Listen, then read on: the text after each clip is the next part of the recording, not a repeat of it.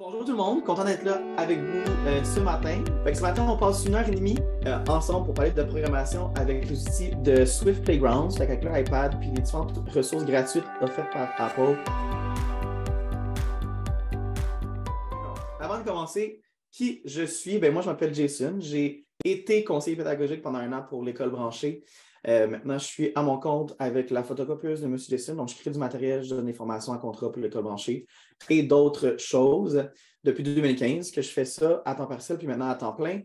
J'ai enseigné pendant presque 3 ans au primaire. J'étais titulaire d'un poste en 3 et 4, en 3 et en première année dans la région du centre de service scolaire des Samars. Puis, aujourd'hui, puis même avant, quand j'étais en classe, j'ai toujours adoré fonctionner par atelier, vraiment beaucoup. Puis puis dessus la technologie aussi, là, je faisais de la robotique, je faisais des trucs avec l'iPad. J'étais pas mal le seul à mon école qui en faisait ou qui osait en faire, au grand bonheur de ma direction, mais j'étais vraiment le seul qui en faisait. Puis, je mentionne à la fin que je suis le fier papa de Zola et Coconut. Coconut, c'est un chat qui ne devrait pas nous déranger parce que ma porte est fermée ce matin. Mais j'ai mon chien avec moi à mes pieds. Puis si jamais elle entend un bruit dehors, elle va japper. Fait que faites pas le saut si vous entendez japper. C'est mon chien qui dort à côté de moi en ce moment. Je suis content de voir tout le monde là, qui se présente là, dans le chat. Tout le monde un peu partout, de tous les horizons aussi, différents niveaux, des CP. Bref, très content de vous voir ce matin avec moi. Là, aujourd'hui, vous avez décidé de vous inscrire. En tout cas, j'espère, vous avez peut-être forcé d'être là ce matin, mais vous avez décidé de vous inscrire à une formation avec moi pendant 1 heure et demie pour parler de Swift Playgrounds. Puis moi, j'aime toujours commencer en mettant la table en vous demandant, vous, pourquoi vous vous êtes inscrit à ça ce matin. Puis pour y arriver, ne vous forcez pas à parler au micro. Moi, quand j'étais dans des formations, on me disait parle, s'il vous plaît, ça me stressait tout le temps. Je vais vous amener dans WooClap, qui est un outil que j'adore utiliser. Donc, je lance la première question, c'est quelles sont vos attentes aujourd'hui? Pourquoi vous êtes inscrit à cette formation-là aujourd'hui? Ça se peut que vous n'ayez aucune attente, que c'est juste pour découvrir. Ça se peut que vous cherchiez quelque chose de très spécifique, particulier. Pourquoi vous êtes là ce matin? En savoir un peu plus, magnifique, excellente raison. Découvrir l'application Playground, comment je peux l'utiliser simplement en classe. Magnifique, je vais vous faire aussi des partages de choses que j'ai faites en classe avec des élèves dans la dernière année où j'ai été dans des classes animées des activités avec Swift Playgrounds.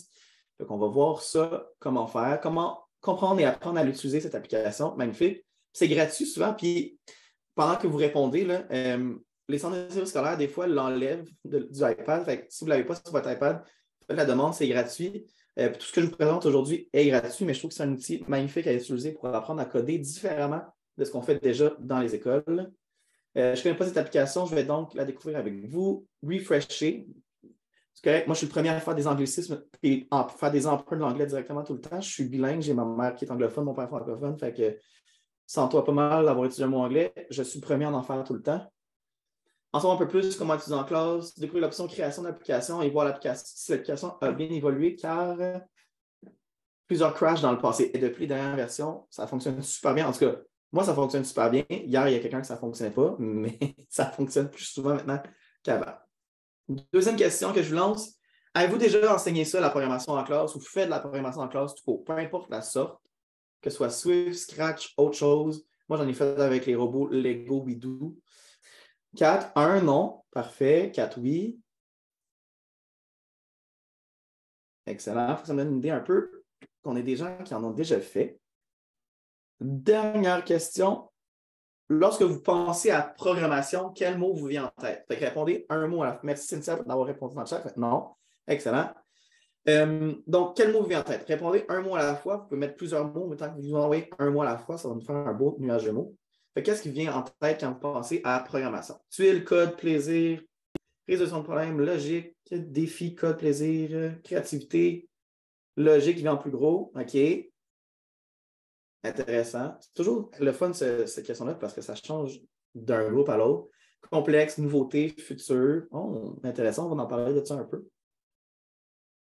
Robotique, évidemment, oui. Excellent. Avenir. Scratch, oui. Okay, c'est vraiment logique ce matin qui sort. Super intéressant. Je vais vous laisser continuer à répondre. Moi, je vais poursuivre avec la présentation, mais on va parler un peu de tout ça ce matin. C'est juste pour nous mettre en contexte puis voir un peu c'est qui le groupe qui est demande. Je reviens à la présentation. Bien, moi, ce matin, ce que j'ai goût de faire avec vous, mes intentions, c'est de, un, découvrir ce Playground sur iPad. Fait qu'on va faire un tour de différentes ressources de la base avec ça. Découvrir les outils clés en main aussi qui sont conçus pour les enseignants et les enseignantes, qui ont été créés par des gens issus du monde de l'éducation aussi, qui sont toutes gratuites, les ressources. Fait qu'on va découvrir tout ça aussi. Puis, on va aller à la fin découvrir un peu la conception d'application sur ce Playground. Là, on va y toucher rapidement pour voir un peu les possibilités qu'on a. Puis, bien évidemment, c'est de s'amuser ensemble. Si ce n'est pas déjà fait, je vous invite fortement pendant que je parle, on va faire une petite introduction au départ, là, une mise en situation, de télécharger l'application Swift Playground. C'est gratuit sur le App Store si vous êtes capable. Sinon, ce n'est pas grave. Je fais les démos avec vous aujourd'hui, mais si vous êtes capable de la télécharger et de télécharger le Playground, apprendre à coder 1 si ce n'est pas déjà fait. Sinon, je vous montre ça tantôt. Tant que vous avez l'application sur votre iPad là, ou votre ordinateur, parce que ça fonctionne sur Mac aussi, je vais être heureux. Mais je suis heureux même si vous ne l'avez pas, c'est pas grave. Donc, premier message, moi, dans le fond, qui a retenu mon attention quand j'ai commencé à découvrir Swift Playground, c'est le message central ici, c'est que chaque élève devrait avoir la possibilité de créer quelque chose qui peut changer le monde. Ça paraît très gros, c'est une belle phrase inspirante, qui veut tout dire et rien dire en même temps. Mais moi, quand j'ai lu ça, ce que j'en ai compris, ce que j'ai réalisé aussi en allant animer dans différentes classes, c'est que grâce au code, qu'on en fasse à tous les jours ou pas, ou qu'on a juste une sensibilité à la programmation, au langage informatique, à la pensée informatique, bien, chaque élève, chaque personne, tout le monde qui est ici, devrait avoir la possibilité de changer quelque chose dans le monde, dans le sens où le monde, ça peut être toute la planète ou ça peut être tout simplement sa propre personne, son groupe, un petit groupe de personnes. Pour donner un exemple, quand j'ai été en janvier dernier, je ne me trompe pas, ou l'année passée même, j'ai été animé dans des classes de deuxième puis de première année des activités de conception d'applications inclusives. Fait qu'en fonction, oui, des personnes, de leur handicap, de leur situation, mais aussi la région dans le monde, différentes autres choses pour rendre l'application la plus inclusive possible. Puis les élèves créaient ça sur papier, puis on faisait tous les prototypes, les dessins, puis à la fin, ils présentaient ce qu'ils avaient créé. Dans le groupe de deuxième année où j'avais été, la problématique qui allait changer leur monde s'ils réussissaient à trouver la solution pour ça grâce au code, grâce à une application, c'était qu'à l'école le matin, ils pouvaient aller chercher des petits berlingots de lait dans le frigo en bas comme déjeuner, collation pour bien partir de la journée. Puis le problème, c'est qu'on on prenait du temps de la routine pour identifier qui on voulait, faire le décompte, partir avec le bac, l'élève descendait en bas au frigo, ouvrait le frigo, il n'y en avait plus, remontait en haut les mains vides. Fait que leur problème, c'est qu'on perdait beaucoup de temps, on perdait du temps à faire ça, alors qu'on aurait pu l'éviter si on avait quelque chose qui nous disait qu'il n'y avait pas de lait en bas. Fait que les élèves, moi, je les ai accompagnés en posant des questions, mais eux ont tout créé. On a fini par créer une application fictive où, avec un vieux téléphone ou l'iPad, peu importe, ben, les élèves pouvaient numériser les visages des élèves, dire oui ou non s'ils voulaient. Ça reconnaissait qui voulait un lait, ça faisait le décompte des laits, descendait en bas, puis on savait via l'application s'il y avait des laits en bas dans le frigo, descendait en bas, ramassait, remontait en haut. S'il n'y en avait pas, l'application envoyait une notification à la classe disant « Perds pas ton temps aujourd'hui, il n'y a pas de lait en bas, vous n'avez pas besoin de descendre. » Puis ça envoie aussi une notification à la secrétaire ou au secrétaire pour commander des nouveaux laits quand il n'y en avait plus. Donc, tout ça, on a fait ça au travail d'une matinée. Les élèves ont créé une application qui allait régler leur monde, leurs problèmes dans l'école. L'autre groupe de première année en après-midi que j'ai animé, eux, leur problème, c'est un problème classique de première année, c'est qu'ils ne savaient pas qu'est-ce qu'ils avaient mis dans leur sac, puis c'était pour faire le suivi de ce qu'ils avaient mis dans leur sac pour la fin de la journée. Donc, leur application suivait en temps réel ce qu'ils mettaient dans leur sac, puis s'il manquait quelque chose, envoyait une notification, c'est hey, oublie pas tel cahier. Ça peut paraître banal comme problème, mais pour eux, ça allait changer leur monde, puis ça allait vraiment régler un problème d'être capable d'écrire une application de ce genre-là. Dans la diapositive ici, il y a plusieurs images, mais c'est pour donner. J'utilise cette diapositive-là, puis vous pouvez utiliser une variation de ça avec les élèves, avec les conseillers pédagogiques que je croise, les profs, pour montrer à quel point la programmation est partout autour de nous. Juste en ce moment, il y a plein de codes, plein de programmation qui permettent d'être avec vous connecté à distance ce matin. Il y a la programmation qui me permet de gérer le chauffage chez moi. Dans les classes maintenant, c'est les nouveaux outils qui insèrent souvent pour les intercoms. C'est comme un genre de iPad ou un mini iPad sur le mur qui met l'heure, mais aussi pour appeler l'intercom et pour gérer les lumières, tout ça. Il y a du code derrière ça qui permet de gérer toutes les fonctionnalités du panneau. La diapositive ici, je la présente parce que, bon, il y a 3 images particulières. Celle-là ici en haut à droite où il y a l'homme qui est dans un magasin de souliers. Ça a été pris en photo dans une boutique Aldo de la région de Montréal.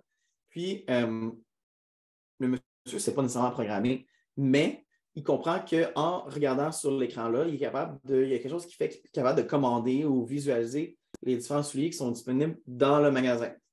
L'image au centre ici, l'iPad avec une main qui pointe vers une chemise, c'est une caisse des anciennes boutiques Frank & Oak qu'on avait à Montréal. Ben, il y a du code derrière ça qui permet de faire des transactions sur l'iPad. Dernière chose, ici, la photo en bas, il y a une femme qui tient un iPad dans ses mains avec un homme dans une usine. Ça a été pris dans la région de Montréal. Je ne sais pas où. Mais dans le fond, ce qui se passe, c'est qu'ils sont en train de planifier l'agrandissement d'une usine. Puis grâce au iPad, avec la réalité augmentée, ils sont capables de voir l'agrandissement de l'usine au travers de l'écran du iPad. Donc, encore là, il y a du code, il y a de la programmation qui supporte derrière ça des décisions que les dirigeants ici peuvent prendre par rapport à l'usine. Tous ces gens-là ne savent pas nécessairement coder, mais ils ont une sensibilité à l'informatique pour comprendre qu'il y a des gens ou il y a quelque chose qui sont capables de faire ces actions-là avec la techno. Quand je vais animer en classe, je pose toujours la question aux élèves, puis le but, c'est qu'ils me piègent. Je leur demande qu'est-ce que vous voulez faire comme travail plus tard. Puis moi, mon défi, c'est de faire des liens avec la programmation puis leur emploi. Fait que j'ai toujours le classique, j'ai toujours au moins un élève qui va être programmeur ou travailler en informatique. Donc, cette personne-là va avoir à utiliser du code pour savoir coder éventuellement. Ça, c'est certain. Ces temps-ci, la grosse mode, c'est d'être TikToker, influenceur. Bon, les élèves qui me répondent ça n'auront pas nécessairement à comprendre comment programmer, mais s'ils ont une sensibilité à ça, ils vont comprendre que derrière leur travail, il y a des algorithmes sur les réseaux sociaux qui permettent de diffuser leur contenu. Ben, c'est la programmation qui détermine comment fonctionne tout ça. J'ai un élève qui avait essayé de me piéger une fois en me disant qu'il va être joueur de hockey. Ben, j'ai réussi à faire un lien avec la programmation. L'élève, le joueur de hockey, ne fera pas de la programmation, mais les gens qui captent la vidéo de ces jeux, qui vont annoter la vidéo, qui vont analyser son jeu, qui vont mettre des régions en couleur, bref, qui vont faire des manipulations avec la vidéo, il y a de la programmation derrière ça qui supporte ces fonctionnalités-là. Donc, c'est de montrer à quel point la programmation, qu'on soit de près ou de loin, il y en a partout autour de nous. Moi, j'ai fini mon bac en enseignement en 2018. Même quand j'ai fini en 2018, ça ne paraît pas si loin. Là.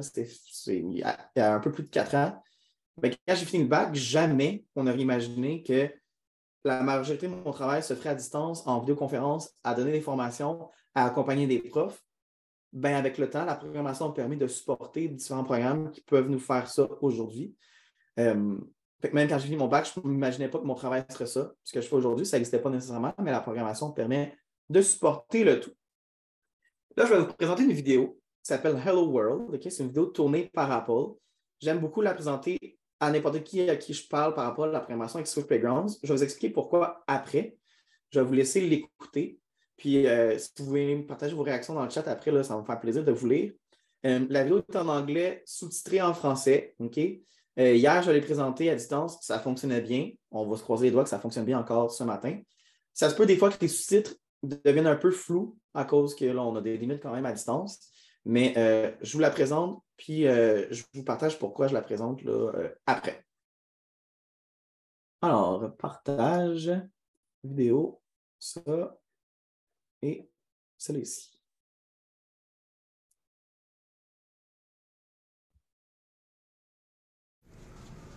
Hello World.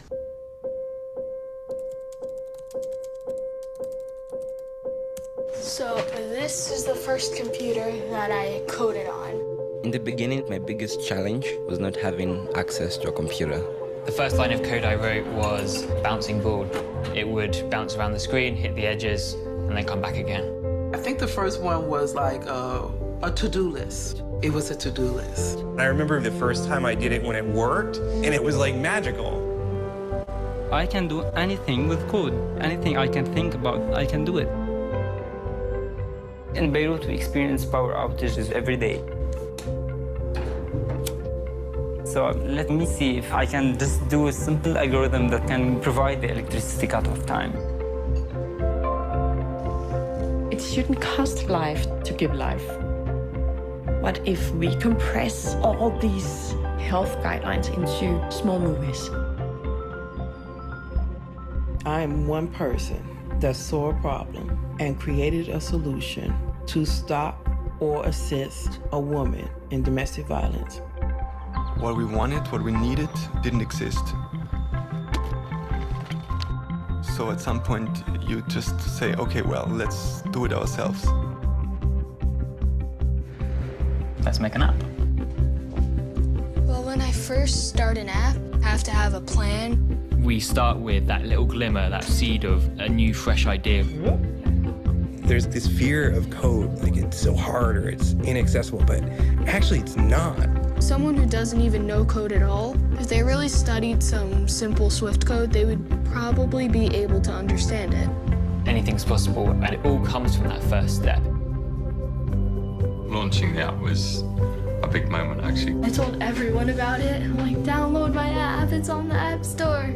I was dancing. I called all my girlfriends that I cried to. It's such a crazy feeling because it's so many emotions, so many wishes, so many dreams. I always tell my students, do you have Beirut electricity? My son made it. He built it. And the girls, is he single? By the end of 2016, 1 million women will have a safe birth due to the Safe Delivery app. If people come together in public spaces, it creates a kind of happiness and it creates a kind of like healing effect for the soul. Don't touch my code! Dear Kira, young people like you are tomorrow's leaders. You inspire me and give me tremendous hope for the future. Michelle and I wish you all the best. Sincerely, Barack Obama. These tools are something that we desperately need when trying to change the world.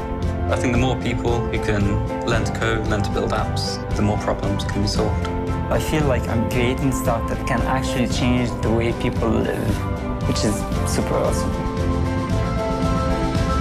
I want to be this amazing coder, this off-the-chain senior developer where everybody comes to me and it's like, can you fix this? And I'm like, yeah. I'm like, and I go in there, I'll just type up the code and blah, blah, blah, damn, damn. And like, wow, you can do this, yay!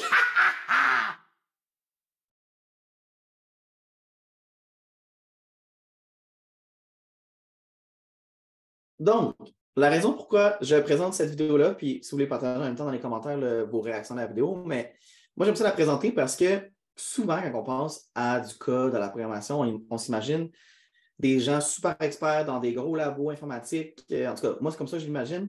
Des adultes beaucoup plus âgés, très connaissants sur ça. Mais la vidéo, ça montre que, dans le fond, n'importe qui peut en faire du code tant que tu as un intérêt pour ça, puis tu t'intéresses un peu, puis tu commences à apprendre de fil en aiguille.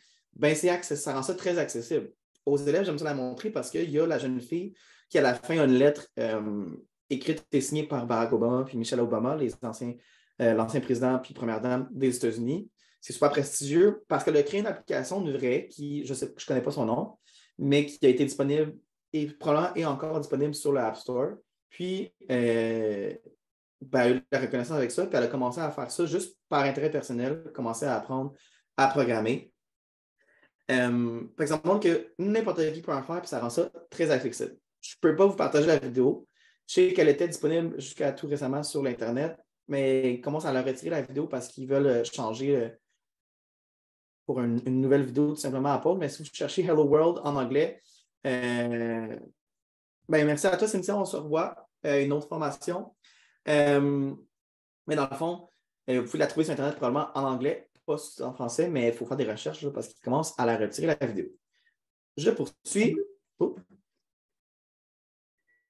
Donc là, qu'est-ce qui est disponible? C'est quoi les différentes ressources qui sont disponibles? Mais premièrement, Swift, c'est un langage de programmation que Apple a développé après avoir utilisé d'autres langages. Je trouvais que c'était trop compliqué, puis on cherchait à avoir un langage de programmation plus simple, moins complexe là, à utiliser.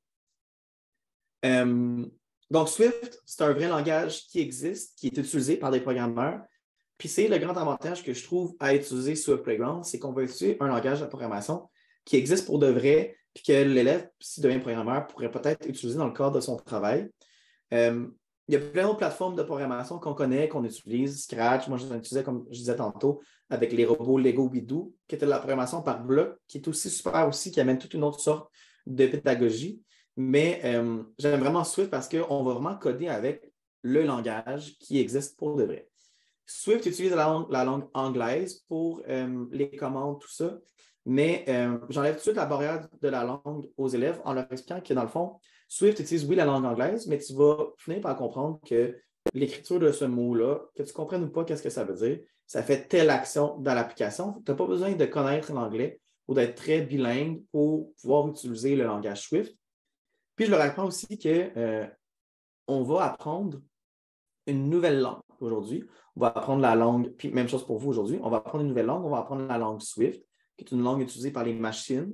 Puis c'est normal qu'après une période, on ne soit pas expert, qu'on ne soit pas fluide ou bilingue dans la langue. Puis je leur demande aux élèves tout le temps, après ton premier cours d'anglais ou d'espagnol ou d'une autre langue, est-ce que tu étais bilingue, tu pouvais entretenir une conversation? La réponse, très, très, très souvent, c'est non. Mais c'est la même chose avec Swift. Puis avec n'importe quel langage de programmation, après une période, tu ne seras pas bilingue ou fluide. Tu vas avoir connu quelques petits trucs, puis à force de te pratiquer puis d'en faire, tu vas devenir meilleur, puis tu vas devenir plus expert dans cette langue-là. Donc, rapidement, on enlève les barrières de langue avec les élèves en mentionnant que c'est comme si on apprenait une nouvelle langue, anglais-français, puis même si on utilise l'anglais, c'est pas grave, tu n'as pas besoin de comprendre l'anglais pour savoir que tel mot ou telle écriture du mot fait telle action dans l'application. Ça, c'est juste pour vous dire que, dans le fond, en ce moment, ça fait une couple d'années que cette diapositive-là existe, mais qu'au moment où la diapositive a été créée, il y avait plus de 450 000 applications qui utilisaient le langage Swift. Donc, c'est vraiment quelque chose qui existe pour vrai, comme je dis depuis tantôt. Par exemple, l'application Bitmoji ici, c'est pour créer des petits bonhommes, puis on en voit au travers de mon PowerPoint. Puis si vous avez eu affaire à travailler avec l'école branchée, vous avez déjà vu nos Bitmoji, on en met partout. Mais l'application Bitmoji utilise le langage Swift pour fonctionner. Juste en dessous ici, le crayon sur fond blanc avec des lignes bleues, c'est GoodNotes. C'est une application de prise de notes où on peut annoter des documents, ajouter des pages, faire la prise de notes visuelle. C'est super complet et super puissant comme application. Moi, je l'ai utilisé à l'université. GoodNotes utilise Swift comme langage de programmation pour supporter ça derrière. Un autre exemple, Babel, ici, on entend beaucoup parler de Duolingo pour l'apprentissage d'une langue, mais Babel, c'est une autre application pour apprendre des langues. Même chose, c'est Swift qui utilise ça. Bref, il y a tout plein d'applications. C'était juste quelques exemples pour montrer que certaines applications qu'on connaît déjà, puis il y en a peut-être d'autres là-dedans que vous connaissez, que moi, je ne connais pas, mais utilisent le langage Swift. Là, aujourd'hui, on fait une initiation ultra rapide. Okay? On passe 1h30, un peu moins là, avec les introductions puis tout ça, à parler de Swift, puis je couvre tout ce qui est possible ou presque dans l'application Playgrounds. Fait que ça se peut qu'après, aujourd'hui, vous vous sentez comme ça. Moi, en tout cas, la première fois qu'on me l'a présenté chez Apple, je me suis senti vraiment dépassé par tout ce que j'avais appris. C'était beaucoup trop de choses, mais c'est normal de vous sentir de même. C'est une initiation très rapide, puis je vais vous proposer des pistes et des ressources pour pouvoir continuer après ça votre réflexion puis votre pratique après avec le langage Swift puis la programmation. D'ailleurs, ça, justement, c'en est un Bitmoji si vous ne connaissez pas ça. Quand je vais dans les classes, puis même quand je suis en personne aussi avec des conseils pédagogiques, des enseignants, enseignantes, peu importe avec qui je suis, je commence toujours avec une activité de programmation sans le code, sans technologie. Fait que je ne commence pas tout de suite avec l'iPad, j'attends. Puis je présente toujours cette première photo-là, okay, où c'est un enfant qui boit un verre d'eau. Ce que je fais avec les élèves, cette période-là dure de 20 à 30 minutes, même avec les adultes, c'est que j'arrive devant le groupe, je dépose un verre vide et je leur demande, vous devez me donner les consignes pour que je remplisse le verre puis que je boive l'eau du verre. Ça semble simple comme travail, mais c'est long parce que les élèves, les adultes avec qui je suis, me donnent des consignes, puis moi, je suis la machine qui les interprète comme que je pense, puis je vais faire l'action qu'ils me demandent. Souvent, ça commence par prendre le verre. Je fais toujours exprès, il y a toujours un autre verre quelque part dans la salle à ce moment-là. Mais je fais exprès d'aller à l'autre verre, pas celui que moi j'ai besoin de remplir en avant de moi. Puis là, on recommence. À la mesure qu'on avance puis qu'on recommence, le langage commence à se préciser, puis on commence à avoir des consignes plus claires. Puis l'objectif de ce travail-là, de cette activité-là, c'est vraiment de travailler la précision du langage, première des choses, donc voir à ce que ce qu'on énonce comme phrase soit assez clair pour que la machine sache exactement quoi faire. Puis, l'ordre des étapes, la précision des étapes, d'avoir la séquence dans le travail pour être sûr de ne rien manquer. C'est vraiment ça mes deux objectifs quand je travaille ça. Puis, ça aide à la pensée informatique et à comprendre qu'après ça, quand on tombe dans de la programmation avec la machine ne comprendra pas ce que tu dis si tu n'es pas assez précis dans ce que tu dis, puis si tu ne suis pas la bonne séquence des étapes. Il y a toutes sortes de variantes de cette activité-là. Il y a souvent beurrer une toast qui est utilisée. Il y a aussi une autre activité où on peut demander à un élève, sont jumelés en équipe de 2, d'aller cacher un objet dans la pièce, puis il doit dire à l'autre élève où aller pour aller ramasser l'objet. Puis ce qui est le fun, c'est de voir la différence dans les consignes utilisées. Avec les plus jeunes, on précise son langage de manière à ce qu'on puisse arriver à faire ce qui est demandé. Mais avec les plus vieux, mettons, troisième cycle, OK? Souvent, eux, rapidement, tombent dans la mesure, les centimètres, les angles, la rotation, tout ça. Qui là, après ça, c'est l'autre piège. On devient trop précis tellement que là, ben, j'ai aucun moyen de calculer précisément les angles que je fais et tout ça. Donc, c'est trouver un juste milieu pour vraiment arriver à envoyer le bon message là, à la machine pour faire ça. Donc là, on va aller dans nos iPads. Si vous en avez un, tant mieux. Si vous avez un Mac aussi, ça fonctionne sur Mac, sur Playgrounds. Si vous n'en avez pas, vous n'avez pas l'application, ce n'est pas grave. Je fais toutes les démos. Mais on va aller dans Swift Playgrounds qui est ça ici, ça ressemble à un oiseau orange sur fond blanc. Donc, j'ouvre l'application. Quand on ouvre l'application pour la première fois, ça ressemble à ça. Vous, si vous l'avez ouvert pour la première fois, il n'y aura pas tous les playgrounds ici. Dans le fond, chaque rectangle, c'est un playground différent, c'est un jeu différent, c'est un niveau différent, c'est un monde différent, disons ça comme ça. Donc, ça se peut que si vous ne l'avez jamais ouvert, il n'y a rien qui est là. Il faut savoir que pour utiliser Swift Playgrounds avec tous les objets que je montre aujourd'hui, il faut avoir iPadOS 15.2 minimum, je pense, si je ne me trompe pas. Donc, les dernières mises à jour, la dernière mise à jour de Swift aussi, donc ça prend Swift 4.0 et plus. Et on a besoin d'un iPad de 6e génération et plus, mais ça, souvent, les iPads qu'on a dans les écoles sont corrects parce que quand on a commencé à acheter des outils numériques avec le plan d'action numérique, c'était pas mal à la 6e génération qu'on commençait, donc on devrait être correct tant qu'on a toutes les dernières mises à jour, puis un iPad de 6e génération et plus, ça fonctionne. Puis quand je dis 6e génération et plus, c'est des iPads réguliers. Si on a un iPad Pro ou un iPad Air, ça, on n'a pas de stress là, avec ça. Si c'est vos iPads personnels, c'est ceux-là. Donc, on va aller télécharger des premiers playgrounds. On va aller voir tous les playgrounds qu'il y a de disponibles. Donc, si je descends ici en bas, il y a tout affiché. Je vais appuyer sur ça. Et là, ça va m'ouvrir tout le magasin, entre guillemets, de playgrounds disponibles que je peux télécharger gratuitement sur mon iPad pour faire des activités. Dans la rangée du haut ici qui bouge, c'est les playgrounds de base qui nous permettent d'apprendre vraiment comment fonctionne l'application, les différentes commandes, puis vraiment juste se familiariser avec Swift Playgrounds. Puis peu importe l'âge où on est, moi je conseille de commencer avec ça, qu'on soit au secondaire, au primaire, qu'on soit adulte. Moi, des fois, je suis dans mon divan ici chez nous, puis on passe à côté de moi, puis on me dit hey, « T'es-tu en train de travailler? » Oui, je suis en train de faire de la programmation, je suis en train d'apprendre. Mais c'est pour dire que même comme adulte, j'ai du plaisir à faire ça. Donc, même si ça se présente de manière ludique, je pense que c'est bon pour tous les niveaux. Ce qui m'intéresse, c'est ceux à droite ici, apprendre à coder 1 et apprendre à coder 2. C'est vraiment des playgrounds de base qui nous amènent sous forme de casse-tête, de défis, à utiliser le langage pour se familiariser avec l'application, avec la pensée informatique, la séquence, les boucles, les fonctions, etc. Donc, ça le dit dans l'ordre 1 puis 2, c'est la suite plus avancée. Mais si vous voulez faire ce qu'on dit un crash course, une façon accélérée d'apprendre ça, le Playground, premier pas avec le code, c'est un amalgame d'apprendre à coder 1 et 2 ensemble qui va plus vite, dans sa progression de niveau de difficulté. Puis premier pas avec les apps, puis continuer avec des apps. Je ne les ai pas ouverts encore, je ne les ai pas touchés, mais je sais que c'est pour apprendre à créer des applications puis avoir les bases là-dedans.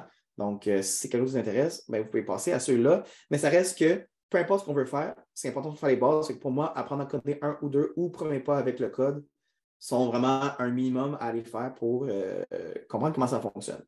Petite recommandation, si vous êtes à l'école, apprendre à coder 1, c'est assez volumineux, puis 2 aussi, c'est assez volumineux comme fichier. Fait que ça peut prendre beaucoup de temps à télécharger à l'école. Fait que si vous voulez en faire avec les élèves, soit vous les téléchargez tous en avance sur les iPads, soit vous les ouvrez avec les élèves, vous leur dites de télécharger, vous mettez l'iPad de côté, vous faites autre chose, puis quand c'est prêt, vous revenez à ça, mettons une période plus tard. Pour se mettre toutes les chances de notre côté avec le Wi-Fi des fois pas très puissant des écoles, puis revenir, puis là, on peut commencer. Je vous dis ça parce que ça m'est déjà arrivé que je suis rentré dans une classe, ils n'avaient pas téléchargé, puis on a attendu plusieurs minutes à ce que ça se télécharge. Fait que je vais être en téléchargeant un nouveau avec vous ce matin. Là, je suis sur mon Internet chez moi, fait que ça va quand même rapidement, mais vous pouvez imaginer que ça pourrait être long dans une école, OK? Là, j'en ai tout plein d'ouverts. Puis, rapidement, on me pose souvent la question, c'est magnifique, Jason, mais un iPad, chaque élève n'a pas sa session sur un iPad. Comment est-ce que je peux faire pour que, si après une période, on n'a pas terminé, l'élève continue la période d'après? Si vous ne posez pas ces questions-là, moi, je me la pose à chaque fois. Mais dans le fond, il commence à avoir certaines commissions scolaires, certains centres de services scolaires où il y a des sessions. Je sais qu'on peut mettre jusqu'à 5 sessions sur de l'iPad, mais ce n'est pas partout que c'est fait. Puis ça a été mis sur pause dans bien les centres de services scolaires parce qu'il y a la transition de toutes les adresses vers gouv.qc.ca. Ça saurait venir éventuellement. La façon que je fonctionnais en classe, puis que je recommande aux gens de fonctionner aussi, c'est, première des choses, d'associer un iPad à un élève. L'iPad 1 va toujours à, mettons, je vois des noms devant moi, là, à Caroline, l'iPad 2 va toujours à Nicolas, l'iPad 3 va toujours à Guillaume, etc. Vous comprenez le principe. Puis l'élève retrouve toujours le même iPad. Puis ce qu'on peut faire, c'est qu'en maintenant son doigt sur un playground, j'ai un sous-menu qui apparaît et je pourrais renommer le playground au nom de l'élève. Donc, apprendre à coder 1, Jason 601, mettons, si je suis dans le groupe 601.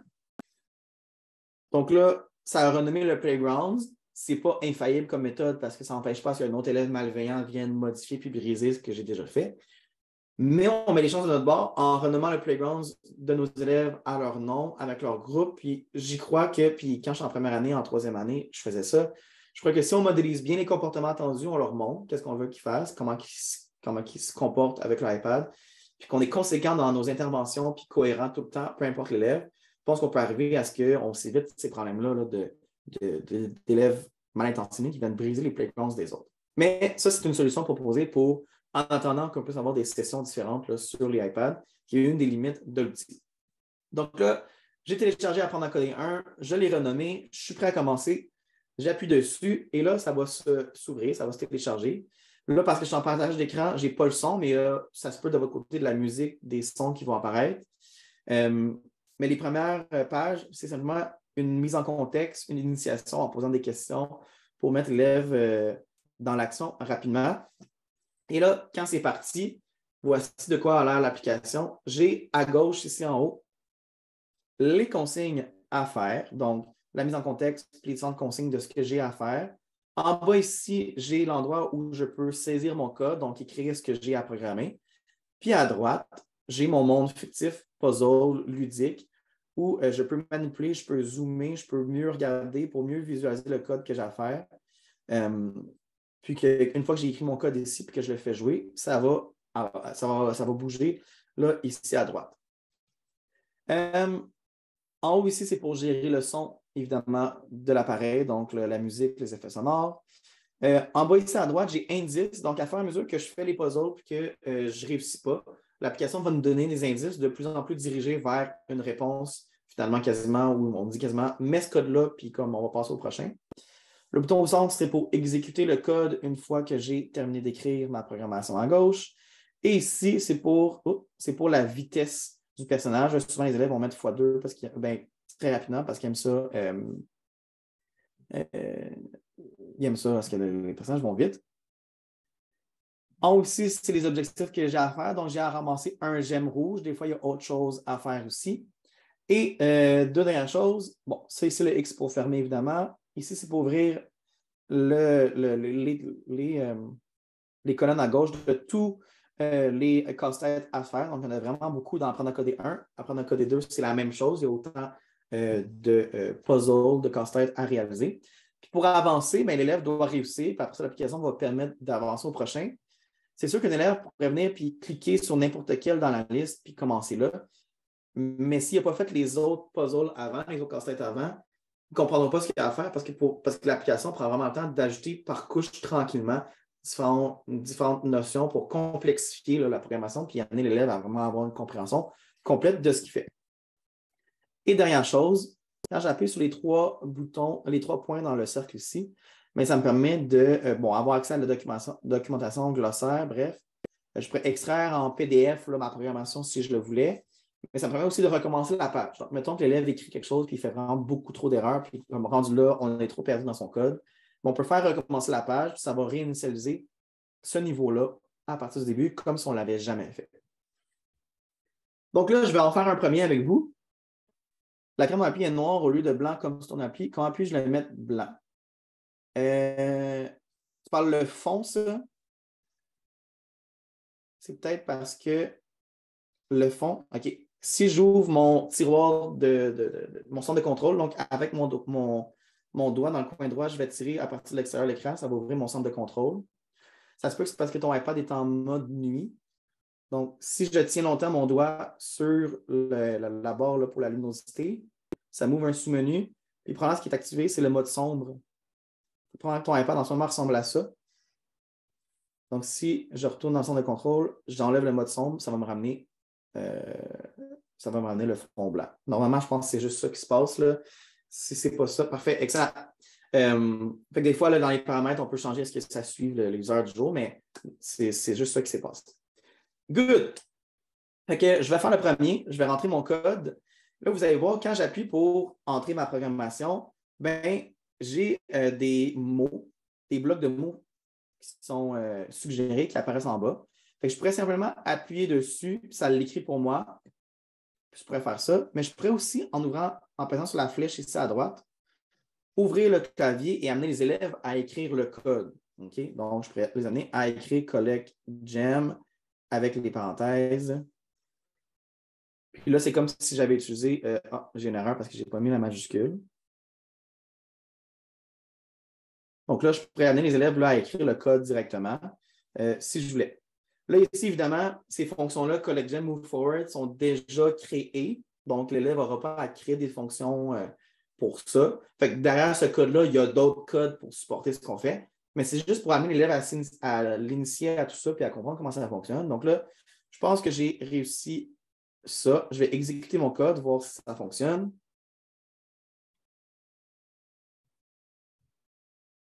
Et puis là, j'ai réussi, j'ai avancé, j'ai terminé le premier niveau. Je peux faire suivant. Et je continue là, dans l'application, dans les niveaux. Ça se peut que ça fige à droite. Là, des fois, ça ici, ça n'apparaît pas nécessairement. Si ça ne fonctionne pas, réinitialiser l'application simplement en l'ouvrant puis en la fermant, puis en la fermant au complet puis en la rouvrant. Ça devrait régler le problème. Des fois, c'est un problème d'Internet. L'Internet de l'école ne supporte pas nécessairement. Mais c'est comme ça que ça fonctionne. Ce n'est pas plus compliqué pour l'utilisation d'apprendre à coder 1.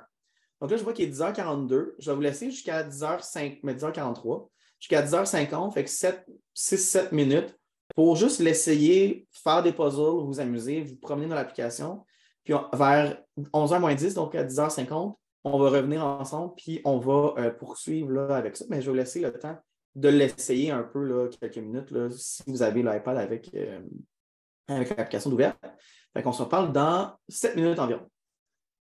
Si vous avez des questions, posez-les dans le chat. Je vais y répondre, ça va me faire plaisir. Bonne question. Oui, si, mettons, j'en mets plusieurs, là. Quand je le sélectionne et qu'il est en bleu comme ça, dans le fond, je vais juste venir taper sur la ligne de code. Je peux tenir mon doigt puis le déplacer dans la ligne que je veux, tout simplement. Fait que je vais refaire ça, là. Mettons, je vais juste taper sur Turn Left. Il est sélectionné en bleu comme ça. C'est comme le bloc qui est sélectionné. Là, si je tiens mon doigt, je peux le mettre où je veux de cette façon-là.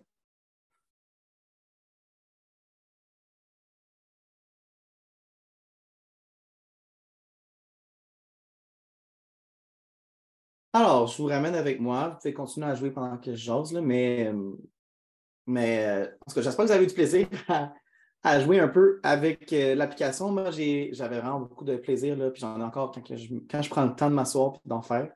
J'ai encore beaucoup de plaisir à le faire. Je l'ai montré à mon père qui est vice-président en technologie, là, puis c'est comme il est vraiment bon en programmation, tout ça. Il a eu du plaisir à le faire quand j'y ai montré. Je l'ai montré à mon petit frère aussi qui est en 3e année. Bref, je le montre à tout le monde à qui je le montre. Ils ont du plaisir à le faire.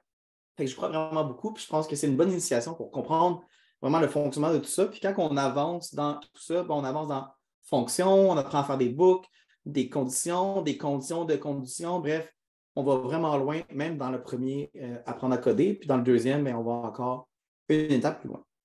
Mais là, je poursuis parce que dans le fond, l'application est gratuite, mais il y a toute une série de ressources aussi pour les enseignants, pour les profs qui sont gratuites, qui existent, que je vais vous montrer comment aller les récupérer. Il y a toute une série de guides qui existent là, pour vous.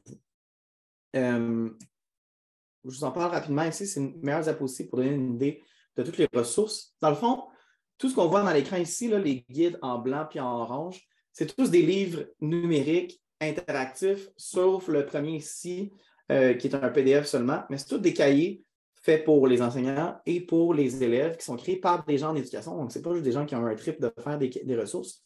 C'est des gens qui ont déjà travaillé dans le monde des écoles. Pour vous donner un exemple concret, On a deux personnes ressources au Québec chez Apple du côté éducation. Ces deux personnes-là, c'est des anciennes directrices, enseignantes et orthopédagogues. Ils ont tous eu ces chapeaux-là à un certain point de leur carrière. Ils sont rendus là maintenant. Donc, c'est des gens qui ont vraiment eu à vivre le terrain et qui savent c'est quoi. Puis qui font les recommandations aux équipes de conception des outils là, chez Apple là, à plus haut niveau. Mais tout ça pour vous dire que ces outils-là sont gratuits, sont disponibles. Je vais vous montrer où aller les chercher. Puis nous, ce qui nous intéresse beaucoup, c'est la première partie ici, la programmation pour tous. Donc, on a jeunes élèves qui existent, qui est vraiment maternelle, première, deuxième à la limite. C'est toutes des activités de programmation sans programmation, donc en faisant des activités dans la classe, en bougeant avec des cartons. Puis quand je vous dis clé en main, le bon exemple dans jeunes élèves, c'est qu'il y a des activités où on utilise des cartes pour faire des jeux puis apprendre à coder. Bien, les cartes sont aussi fournies. Il y a le lien dans le PDF qu'on clique dessus qui nous ouvre le fichier qu'on peut ouvrir et imprimer. Puis tout ça est gratuit. Même chose pour les autres guides, puzzle et aventure. Dans le fond, c'est comme la progression logique. Puzzle, c'est le premier. Aventure, c'est la suite. Les guides en blanc, c'est les guides pour les enseignants. Donc, dans ces guides-là, il y a l'intégrale du guide de l'élève, du cahier d'activité de l'élève, plus des pages sur le réinvestissement de certaines notions, le réinvestissement en contexte réel, certaines pages aussi sur comment l'amener, comment l'enseigner en classe, tout ça. Puis les guides orange, c'est vraiment destiné pour les élèves. Donc, les élèves peuvent prendre ça puis faire ça là, à leur rythme de manière autonome. Je pense, mettons, à des coins, le travail autonome quand on fait le plan de travail, puis à la fin, mes élèves pourraient avoir ça comme tâche. En atelier, moi, je fonctionne beaucoup en pédagogie par atelier. Réempêche de mettre de la programmation comme atelier. Quoi d'autre que je voulais dire à propos de ça? Ça va me revenir, mais bref, il y a toutes sortes de possibilités. Puis pour l'utilisation en classe, on n'a pas le temps. Au Québec, ce n'est pas dans le programme, la programmation. On se doute que ça s'en vient avec le cadre de référence de la compétence numérique. L'Ontario récemment a intégré ça dans leur programme. La Colombie-Britannique. Les provinces des Maritimes aussi, j'oublie laquelle, a intégré ça. Bref, on sent que ça s'en vient dans le programme, mais moi, une façon que j'ai fait pour utiliser puis apprendre à programmer, à faire de la robotique en classe, c'est de l'intégrer dans quelque chose que je faisais déjà. Pas de faire quelque chose de plus, parce nos minutes sont déjà toutes comptées dans les classes. Mais rien ne nous empêche, si je reviens là, à de quoi a l'air le programme, rien ne nous empêche qu'à place d'utiliser un texte qu'on affiche au TNI pour faire nos stratégies de lecture, mettons en français, rien ne nous empêche d'ouvrir Swift Playground sur le tableau et de faire nos stratégies de lecture dans le texte qui est là. Rien ne nous empêche de faire ça. Tout ce qui est résolution de problème aussi, c'est comme ça que moi, je pourrais observer mes élèves dans un contexte où ils doivent résoudre un problème de programmation. Les possibilités sont assez infinies. Là, en écriture, je pourrais faire une histoire. Je pourrais faire écrire à l'élève les commandes. Je pourrais faire écrire à l'élève une histoire à propos du personnage, qu'est-ce qu'il vit dans le monde fictif de Swift Playground en écriture. Dans le fond, la limite de ce qu'on peut faire, c'est ce que nous, on donne comme limite. C'est ce que je pense. Puis, pas de faire quelque chose de plus, mais de trouver une façon de l'intégrer dans quelque chose qu'on faisait déjà et qui pourrait prendre la place de. Puis vraiment, la première piste que je dis, c'est, mettons, en lecture, ben, utiliser le texte de Swift Playground à la place pour travailler nos stratégies et tout ça. Si je veux chercher les ressources, ben, il y a une place désignée pour ça. Je vais vous montrer. Donc, si je vais sur Internet, je vais dans Google et ou dans votre meilleur outil de recherche là, sur Internet et vous cherchez Apple Teacher ou Apple Education Community, ça va vous donner ce site-là. Ce site-là a été bâti pour les enseignants, les enseignantes, pour les éducateurs, pour les gens qui travaillent dans le monde de l'éducation partout dans le monde. C'est disponible en français, en anglais et c'est gratuit. Pour l'utiliser, on n'a pas besoin d'avoir un compte. Par contre, si vous avez un compte Apple, donc un Apple ID, je vous encourage fortement à vous connecter avec parce que ça vous donne accès à des choses de plus qu'on ne peut pas faire si on n'a pas un compte Apple. Puis souvent, on a déjà un compte Apple. Dès qu'on a un appareil Apple, on a un compte qui vient avec. Donc, je vous encourage fortement à l'avoir. Je vais me connecter. Je suis déjà connecté. Parfait. Donc, je retourne dans Apple Education Community. C'est un peu difficile là, parce que j'ai les rubans là, de Zoom qui est là. Mais dans le fond, dans Apple Education Community, il y a deux sections principales.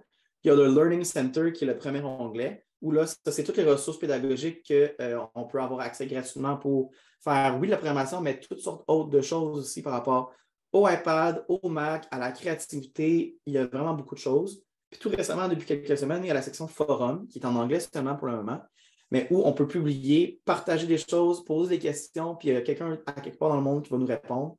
Donc, c'est vraiment fait pour les enseignants et les gens en éducation. Si je vais dans le Learning Center, je suis désolé, il n'y a pas de traduction en français, mais si je vais dans le Learning Center, ça ressemble à ça. Il y a plusieurs choses différentes. Ce que je vous disais par rapport à avoir un compte qui vous donne accès à des choses de plus, c'est que je peux aller dans la section ici, compétences de base, et je peux ramasser des badges de iPad et de Mac, puis à force de ramasser des badges sur des trucs de base par rapport à ces outils-là, je peux aller chercher la certification Apple Teacher qui me donne un beau petit diplôme. J'en ai ici, là, en arrière. Ça me donne un beau petit diplôme qui certifie que je suis un Apple Teacher, donc je suis un expert, on peut dire, de iPad ou de Mac. Puis moi, j'ai fait celui sur l'iPad, je suis en train de terminer celui sur le Mac, mais j'ai fait celui sur l'iPad. Et malgré que ça fait au moins une dizaine d'années que j'ai des iPads et que j'utilise ça fréquemment, j'ai appris des choses dans les formations de base que je ne savais pas que mon iPad pouvait faire. Donc, je vous encourage fortement à aller chercher ça, mais ça prend son compte Apple là, pour avoir accès à ça. Je reviens au Learning Center. Ce qui nous intéresse aujourd'hui, c'est d'aller chercher, à l'aide de l'outil de recherche, la programmation pour tous. Si on est en anglais, Everyone Can Code, c'est la version en anglais. Et ce qui va m'intéresser, c'est ça ici, c'est le rectangle orange, la programmation pour tous, où j'ai les deux personnages, là, Octet et Blue, si je ne me trompe pas, qui sont là. Donc, je clique sur ça, et ça va m'ouvrir la page où toutes les ressources par rapport à la programmation avec Swift sont rassemblées pour les élèves, puis pour nous. Donc, quand je descends cette page-là, la première chose qu'il nous présente, c'est une activité qui s'appelle Fièrement moi. Si vous avez la possibilité de le faire, je vous invite à le télécharger, le guide ici, pour l'avoir tantôt, parce que je vais vous montrer là, à quoi ça sert un peu plus tard. Je dois avoir une centaine de copies de ce document-là, mais si vous pouvez le télécharger, téléchargez-le. Puis quand je continue à descendre, ça donne toutes sortes autres de ressources, comment démarrer rapidement la programmation, et enfin les différents guides. Donc, il y a le premier guide, la programmation pour tous jeunes élèves, donc ce que je disais pour maternelle, première, deuxième. C'est un PDF que je peux télécharger à partir d'ici. Donc, je vais l'ouvrir. Je pourrais l'enregistrer si je voulais. Puis, dans le fond, comme je vous disais, c'est vraiment un guide pour l'enseignant avec toutes les ressources dedans, les consignes. Ça donne même une idée de comment séparer le guide au travers des années. Ils disent troisième année, mais moi, je pense qu'après la deuxième, on tombe tout de suite là, dans Swift directement. Différentes façons pédagogiques d'utiliser. Et ce que je voulais vous montrer, c'est que, mettons, la première activité ici, où on doit mettre la séquence du lavage de main dans le bon ordre. Donc, on vient travailler la séquence logique comme avec la programmation. Bien, les cartes qui disent utiliser, je peux les télécharger directement en cliquant sur le lien, puis je peux les imprimer. Donc, tout est vraiment fourni clé en main là, dans le document. Vous avez accès à tout grâce à ça. Les autres guides, je ne cliquerai pas dessus parce qu'ils sont à ouvrir dans l'application Books. Donc, ça va ouvrir sur mon Mac. Moi, je vais vous les montrer sur mon iPad de quoi ça a l'air. C'est gratuit. Ça se peut des fois dans certaines écoles, selon les CSS, c'est bloqué le téléchargement, mais si vous avez accès, là, sinon à partir de chez vous. Mais dans le fond, si je reviens dans mon iPad, je vais partager. Non, pas ça que je veux. New Share. Ça. Donc, si je vais dans mon iPad et je vais dans l'application Livres ou Books, j'ouvre ça et là, j'ai fait la recherche, la programmation pour tous. Je les ai déjà dans mon iPad. Vous pouvez tous les télécharger, ils sont gratuits. Il y a le livre orange qui est pour les élèves, comme je vous ai dit. Donc, ça, c'est le livre Puzzle. Je recommence du début. Donc, comme je vous ai dit, c'est un livre interactif où on parle aussi de toute la série de livres sur la créativité pour tous. Donc, ça, on va parler de photos, dessins, faire des arts, faire des balados, faire de la musique, faire de la vidéo. Il y a toutes sortes de ressources qui existent aussi du côté créativité. Mais, dans le fond, c'est interactif dans le sens où il y a des carousels de photos, il y a des liens cliquables que je peux aller chercher d'autres ressources. Et il y a un mélange d'activités en dehors du iPad et dans l'iPad aussi avec Apprendre à coder 1, mais aussi d'autres playgrounds qui sont disponibles. Donc, ça, c'est le livre d'élèves. Quand je regarde le livre de prof, donc le livre blanc, c'est la même chose, sauf qu'à la place, on a des pages de plus par rapport aux notions, comment intégrer là, en classe, comment utiliser le livre, des pistes pédagogiques.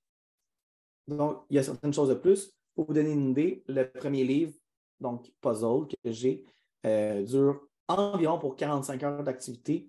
Fait qu'on a vraiment beaucoup de choses à faire, qu'on pourrait même séparer entre différents niveaux là, si on veut se créer comme une genre de progression des apprentissages là, au travers voyons, de notre école. Donc, il y a toutes sortes de choses, il y a des vidéos, bref, plein d'affaires de gratuites dans ce livre-là. Puis même chose pour les autres qui sont tous gratuits. Donc, dans l'application Books, si vous écrivez la programmation pour tous, vous allez avoir accès. Sinon, passez par le Apple Education Community, le Learning Center, la page programmation pour tous. Si vous l'ouvrez sur votre iPad, puis vous cliquez sur les guides, ça va vous les amener directement là, dans Books. Je poursuis. Je vois qu'il nous reste un peu moins de 30 minutes ensemble. Donc, on pourrait aller encore plus loin dans Swift. Puis on pourrait aller faire la conception d'application qui est nouvelle, ça, depuis le mois d'avril. Donc, en théorie, je pourrais faire une application de A à Z dans mon iPad, mais ça prend des connaissances relativement poussées de code avec Swift. Moi, je ne suis pas capable de faire ça, mais je sais qu'en théorie, on peut le faire. Et je pourrais aller jusqu'à publier l'application sur le App Store. J'ai fait l'exercice pour voir. Puis, dans le fond, je pourrais en théorie, mais c'est plus complexe que ça parce que ça me prend un compte développeur. Puis, un compte développeur, ça vient avec un prix. Donc, il faut payer par année un montant. Si je ne me trompe pas, moi, individuellement, c'était 120 $. Donc, je paye 120 $ par année pour avoir accès à la licence développeur pour après ça pouvoir déposer mon application sur l'App Store. En théorie, je pourrais le faire. En pratique, il y a quand même plusieurs freins à ça. Puis, il faut être majeur aussi, donc il faut avoir 18 ans et plus pour pouvoir le faire. Donc, vos élèves pourraient, mais il faudrait qu'une autorité, dont l'éditeur, les parents donnent la permission de pouvoir publier en son nom sur le App Store. Puis après ça, dans les écoles, il faudrait payer une licence de développeur, tout ça. Ça devient rapidement dispendieux. Donc, en théorie, on peut. En pratique, c'est plus complexe, mais Swift Playgrounds me permet quand même d'utiliser mon application dans le contexte de Swift comme si elle était publiée. Puis je vais vous montrer comment. Donc, je reviens dans Swift Playgrounds. Je vais fermer ça. Et je retourne dans... Il est où mon petit curseur? Il est là. Je retourne dans Tout afficher pour aller télécharger un Playgrounds en particulier. Donc, tantôt, je vous parlais de la première ligne qui sont les bases. Toutes les autres Playgrounds en bas, c'est tous des Playgrounds pour créer des applications à partir d'un canevas de base que Apple fournit avec des consignes plus ou moins dirigées. Puis avec une progression de difficulté là, plus simple à plus difficile. Moi, je vais vous amener à télécharger À propos de moi ici. Donc, si votre iPad est en anglais, c'est All About Me qui va apparaître. Donc, À propos de moi, je le télécharge. Lui, il est vraiment tout petit, c'est pas long à télécharger. Fait que ça, vous pourrez le télécharger là, à l'école sans problème. Même chose, je pourrais le renommer en tenant mon doigt pour le mettre au nom de mon élève pour pas que d'autres viennent modifier ce que j'ai fait. Je vais l'ouvrir. Vous allez voir tout de suite, à propos de moi, ça devient beaucoup plus complexe parce que là, on tombe dans la vraie interface. Parce que tantôt, c'était une interface simulée pour faire les puzzles, les casse-têtes, apprendre à coder 1. Là, on tombe dans l'interface vraiment pure de code. Donc, si j'étais un programmeur et je faisais des applications sur mon iPad, l'interface ressemble exactement à ça. Donc, j'ai là, parce que je suis dirigé un peu, j'ai du texte ici qui me dit quoi faire, de manière dirigée ou pas. J'ai en bas toute l'interface pour le code que je vais pouvoir venir modifier et écrire. Puis le code est relativement simple, comme vous pouvez voir. Donc, Swift, c'est vraiment son objectif, c'est que ce soit simple pour tout le monde et accessible. Donc, même juste en regardant ça sans expérience, je peux quand même rapidement comprendre certaines façons que ça fonctionne ou des termes qui permettent de faire des liens avec l'application parce qu'à droite ici, c'est l'application en temps réel avec le code qui est écrit à gauche. Donc, je pourrais vraiment l'utiliser puis la regarder comme ça, telle qu'elle. En haut à droite, le premier bouton à droite, c'est pour ouvrir l'aperçu de l'application. À côté, les livres, c'est toutes les ressources dirigées, semi-dirigées de ce Playgrounds-là. On va y arriver tantôt. Ça ici, je n'ai pas besoin. Et si j'appuie sur le bouton « Jouer » ici, ça lance l'application comme si elle était disponible sur l'App Store. Donc là, je peux vraiment avoir l'aperçu vraiment réel de ce qu'aurait l'air mon application si elle était publiée. Puis, elle est complètement fonctionnelle à l'intérieur de mon Playgrounds. Si je veux l'arrêter, j'appuie sur le petit oiseau ici qui clignote en orange et je fais « Arrêter ». Puis, je retourne dans la vue pour modifier mon application. Et dernière chose, ici à gauche, je peux le fermer. Puis ici à gauche, je peux ouvrir tout mon menu latéral de gauche pour avoir tout le contenu de mon application.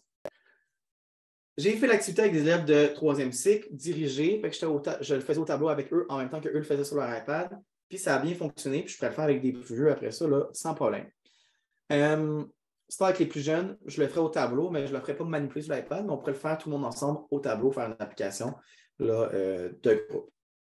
Quand je présente ce fonctionnement-là aux élèves, je leur dis que dans le fond, une application, c'est comme un meuble à tiroir, c'est comme une commode. Quand tous les tiroirs sont fermés avec des choses dedans, ça fait un meuble, ça fait un tout. Donc, mon application, c'est comme le meuble à tiroir. Il y a plein de tiroirs avec des choses dedans, puis quand ils sont tous fermés, ça fait mon application. Pour venir modifier mon application, bien, dans le menu de gauche ici, chaque ligne, donc About Me App, Content View, Favorites View, Fun Facts View, etc., chacune de ces lignes-là, c'est un tiroir différent où quand je l'ouvre, il y a le contenu ici. Puis quand je le referme, ça fait mon application. S'il n'y a pas d'erreur, bien, mon application va fonctionner. Donc, ça permet de rendre ça plus concret, moins abstrait, la conception d'application pour les élèves, même pour les adultes, quand on vient de commencer à s'initier à tout ça. Donc, je viens rouvrir mon aperçu d'application en cliquant sur le carré à droite. Puis là, je vais suivre ce qu'il me dit. Donc, en savoir plus, il m'a ouvert justement la vue de livre. Donc, ici, j'ai une petite introduction et j'ai toutes les différentes tâches qu'il va m'amener à faire pour modifier mon application de manière plus ou moins dirigée, parce que là, on est plus autonome en théorie rendu à ce moment-là. Donc, je vais dire « Commencer à créer ». Donc là, ici, ce qu'il me dit, c'est l'introduction que je vous ai faite, donc comment faire jouer l'application, etc. Je vais sauter ces consignes-là parce que je n'ai pas le temps avec vous ce matin, mais si vous revenez à ça, vous pourrez prendre le temps de lire, mais ça nous explique un peu aussi comment fonctionne la disposition là, des lignes de code en dessous. Et moi, je veux commencer à la première chose. Donc, mon objectif, ça va être de modifier mon titre ici, modifier ma photo et mon nom, puis éventuellement, après, si on a le temps, on pourra modifier le nom des onglets dans le bas. Ce que ça me dit ici, c'est ouvre la barre latérale gauche, touche le bouton ajouter un fichier en haut de la barre latérale, touche photo pour ajouter une ressource photo provenant de ton apps photo, donne un nom à la photo, remplace le nom placeholder entre guillemets par le nom de la photo. Donc, en lisant les consignes rapidement, je peux comprendre que bien, dans la vue d'accueil, donc dans ma vue d'accueil, Home View, dans mon tiroir d'accueil, bien, ici, c'est tout le code pour supporter ce qui apparaît sur mon accueil. Et ce que je comprends, c'est que image, placeholder, c'est le nom du fichier. Donc, si je viens changer ça, probablement que la photo ici va changer. Donc, la photo ici s'appelle placeholder, c'est le fichier que l'application connaît. Avec les élèves, avec vous, moi, je sors toujours de l'application puis je vais prendre une photo. Donc, on va aller prendre un selfie. Donc, avec l'iPad, c'est jamais évident, mais comme ça, rapidement, c'est la meilleure photo du monde. Parfait, je vais l'utiliser. Je retourne dans Swift. Et là, ça me dit d'ouvrir le menu de gauche. Oups. Là, je vais vite avec vous, OK, parce que c'est une initiation vraiment rapide, mais je vais dans le menu de gauche en appuyant sur le bouton ici.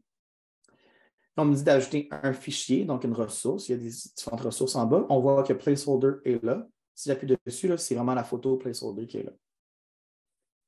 Donc, on me dit d'ajouter une ressource, une photo.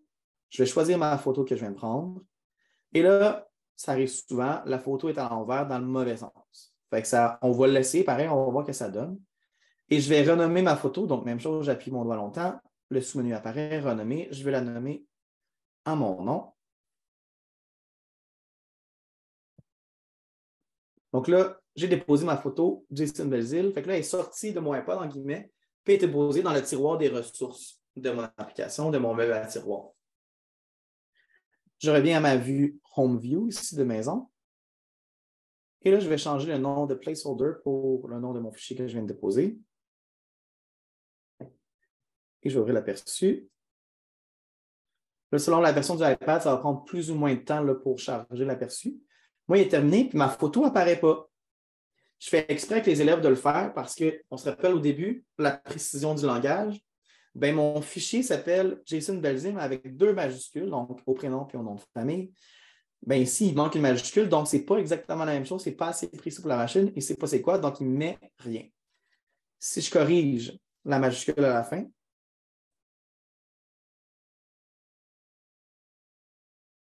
et ma photo apparaît. Bon, elle apparaît à l'envers. Il faut que j'aille la modifier pour qu'elle soit à l'endroit dans mon application.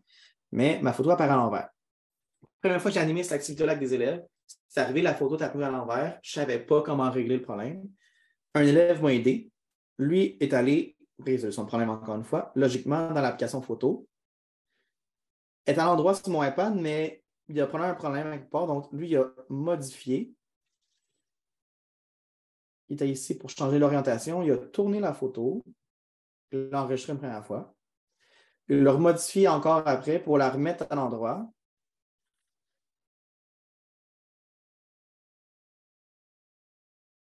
Et là, je vais vraiment vite. Et il est revenu ajouter à nouveau le fichier dans les ressources. Et je vais supprimer mon ancienne photo. Je vais ajouter une nouvelle photo. La même. Je ne sais pas pourquoi la photo est à l'endroit maintenant. Mais c'est un élève qui m'avait trouvé cette piste de solution-là de 6e année, puis je ne savais pas comment régler le problème. Lui est allé par déduction et ça a donné ça, ça fonctionne. OK? Je vais la renommer comme je l'avais nommée. Et là, normalement, si je reviens à ma ville d'accueil, je devrais avoir ma photo à l'endroit. Et voilà, ma photo est là, dans le bon sens. J'ai modifié une première partie de mon application. Aucun problème, bonne journée. Donc, si je poursuis, bien là, l'application me dit bon, de copier ce code-là, de l'ajouter dans cette ligne-là de texte ici. Et là, bien, ça fait une modification, ça fait un cercle. Je pourrais continuer à modifier et à suivre là, les consignes. Là, ici, si je mets ça et je le copie en dessous, bien, ça fait une ligne jaune autour. Bien, rapidement, je peux comprendre que probablement, stroke, c'est la ligne. Si je change yellow pour blue, bien, j'ai changé la couleur à bleu parce qu'avant, c'était jaune. Donc, je peux quand même déduire un peu des parties du code pour modifier mon application. Je pourrais poursuivre comme ça là, longtemps, puis continuer à modifier mon application. Donc là, ici, je pourrais aller dans Text Your Name. Probablement que si je modifie Your Name ici, ça va modifier la ligne là. Donc, je modifie ça. Je vais mettre mon nom. Et en temps réel, ça se modifie. C'est mis à jour en bas ici. Puis, bien, si je continuais jusqu'au bout du playground, bien, je pourrais là, modifier beaucoup de choses dans mon application puis la personnaliser vraiment à mon image. Puis avec les élèves, bien, je fais ça au tableau, en grand groupe, puis eux faisaient les modifications aussi en même temps avec moi sur l'iPad. Des fois, ça buguait. Bien, si ça bug, il va y avoir un petit point rouge qui va apparaître sur une des lignes de code. Il va dire qu'il y a une erreur sur cette ligne-là.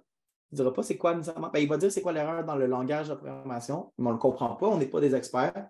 Fait qu'avec les élèves, on regardait autour les autres lignes de code, voir c'était quoi le problème, essayer de corriger nos codes, puis on finissait par trouver la solution. Là. C'est jamais arrivé que je n'ai pas trouvé le problème là, avec les élèves là, en faisant de la résolution de problème, la déduction en regardant les autres lignes, puis en trouvant la solution.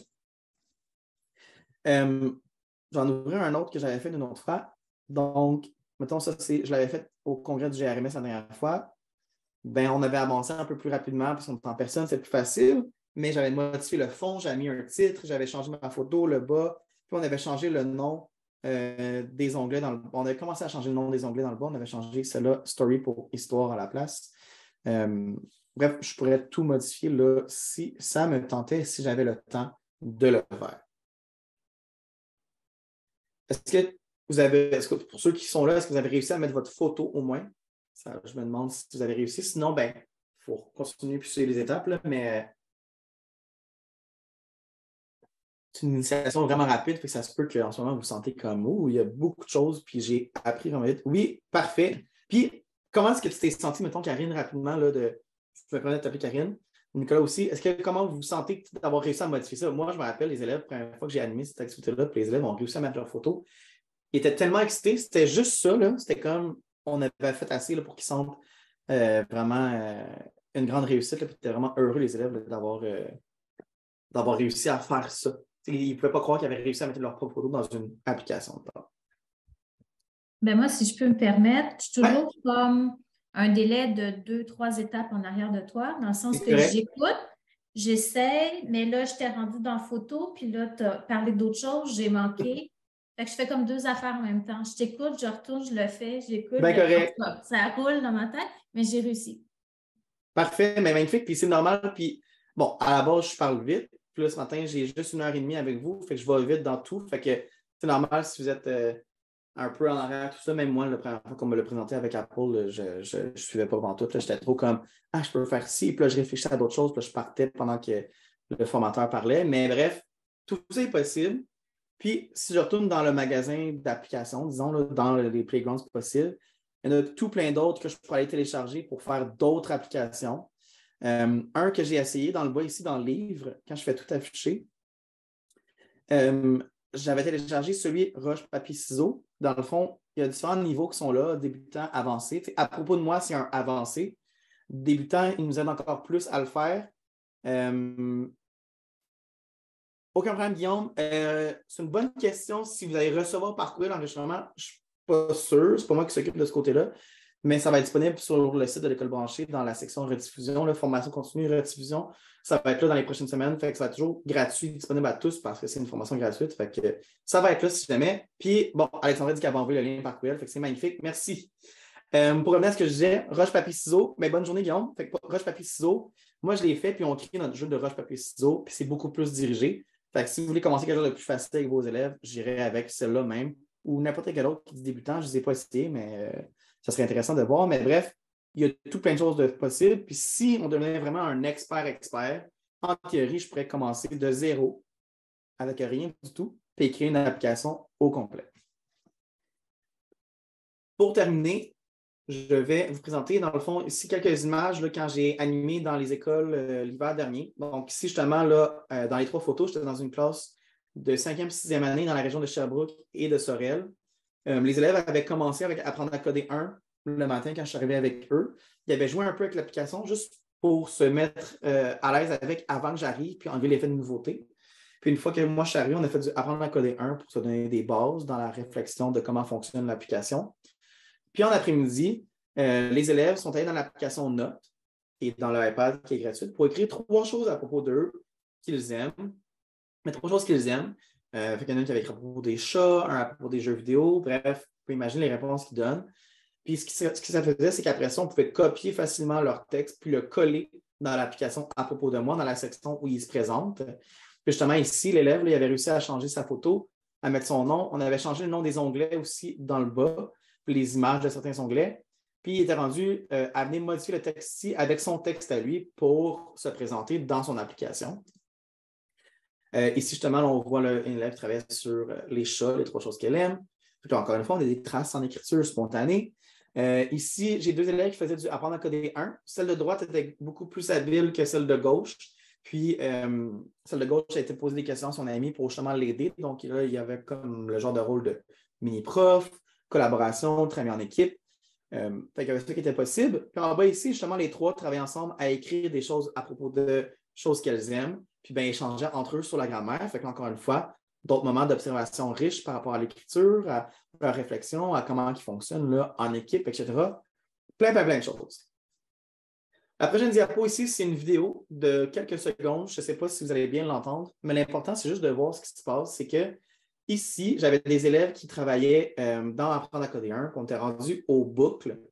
Puis, l'élève avait réussi le tableau. Okay? Mais l'application disait que non, parce qu'il n'avait pas fait de boucle. Lui, il avait réussi à faire le travail en faisant 45 lignes de code. Puis, je ne me souviens même pas qu'il y en avait 45, il y en avait vraiment 45 de long. À la place de faire la boucle ici, qui prenait 5 lignes de code, tout simplement. L'application l'a forcé à réessayer pour faire les boucles. Puis là, c'est ici que j'étais venu l'accompagner pour qu'il réussisse à faire les boucles et à respecter la commande pour après ça pouvoir passer à la prochaine étape.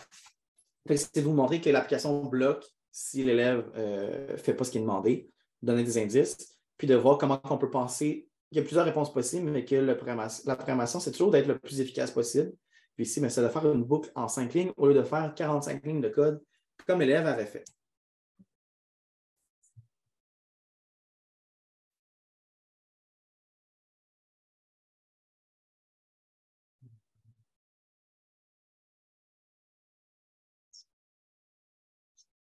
Là, 5e fois, ça va-tu marcher?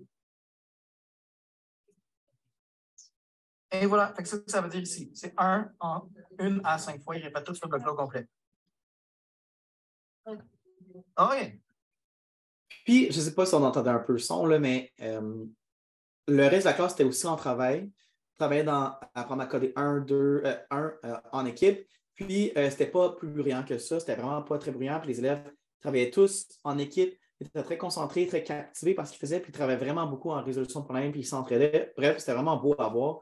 Puis, c'était un beau moment. Les enseignantes avec qui j'étais, parce qu'ils étaient dans la classe pendant que j'animais, me disaient que c'était des bons moments vraiment là, de voir comment les élèves fonctionnaient. Puis, de prendre des traces, des observations sur le travail qui est fait sur la résolution de problèmes, etc., etc. La prochaine diapo, je la saute et ça nous amène à la fin. Donc, il nous reste 8 minutes ensemble. Je vais être là jusqu'à 11h30. Si vous avez des questions, je ne vous retiens pas plus longtemps. Par contre, j'aimerais ça vous poser une dernière question. Donc, je vous ramène dans le WooClap de tantôt. Ici. Donc, je vous ramène dans le WooClap et je vous pose la dernière question. Donc, vous pouvez rafraîchir la page où vous étiez ou tout simplement remettre le code que je ne vois pas parce qu'il y a le truc de Zoom, ZSQPEY, si je ne me trompe pas, pour vous reconnecter dans le WooClap. Et je vous demande, là, à partir d'aujourd'hui, vous repartez avec ce qu'on a vu, l'initiation très rapide là, à Swift Playgrounds. Ben, demain ou cet après-midi, qu'est-ce que vous voulez faire avec ça? Est-ce que vous allez explorer d'autres outils? Est-ce que vous allez en parler à vos collègues? Est-ce que vous allez l'essayer de vous-même? Ça m'intéresse de savoir c'est quoi votre prochaine étape, voir qu'est-ce que vous en retenez de l'expérience. Si ça ne fonctionne pas, vous pouvez le dire dans le chat là aussi. Il y a toujours cette option-là qui existe. Expérimenter le codage 1 avec mes élèves, magnifique. Moi, j'avais vraiment aimé l'expérience, puis les élèves aimaient vraiment beaucoup ça. Puis même, tu sais, pourquoi pas, mettons, je ne sais pas, moi, en pédago à l'école, ben, entre vous, en prof, l'essayer pour partager le mot, puis voir comment ça fonctionne. De voir à quel point ça rend ça très accessible. C'est vraiment que les ressources, là, comme quelqu'un explique, exploration des ressources clés en main de Apple pour partager avec mes collègues, ça rend ça super accessible à tous. Tu n'as pas besoin d'avoir de compétences en programmation pour le faire. Moi, quand j'ai commencé à en faire l'année passée avec Apple, j'avais fait de la prog via Lego. Pas en tout la même chose. Puis finalement, ben, moi, j'ai beaucoup de plaisir là, à faire ça. Fait que je vous laisse répondre ça. Si vous avez des questions, je reste là jusqu'à 11h30. Sinon, ben, on se revoit une prochaine fois. Puis merci d'avoir été là, tout le monde.